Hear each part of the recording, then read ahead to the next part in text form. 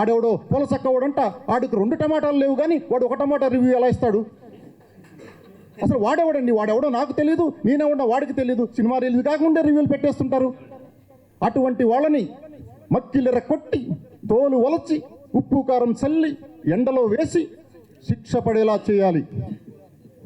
గుర్తుపెట్టుకోండి, అటువంటి వాళ్ళు అక్కడక్కడ ఉన్నారు, మన మధ్యలోనే ఉన్నారు. నాకు తెలియక కాదు, పోనీలే వాళ్ళకి మళ్ళీ ఒక తల్లో చెల్లో పెళ్ళామో ఉంటుంది, వాళ్ళ ఫ్యామిలీస్ కూడా బతుకుతలేదని వదిలేస్తున్నాము. చేతకా కాదు, నాలాంటి వాడు ఎవడో తగులుతాడు, తాట తీస్తాడు. ముందే చెబుతున్నా, తాట తీయటం ఖాయం అటువంటి వాళ్ళని.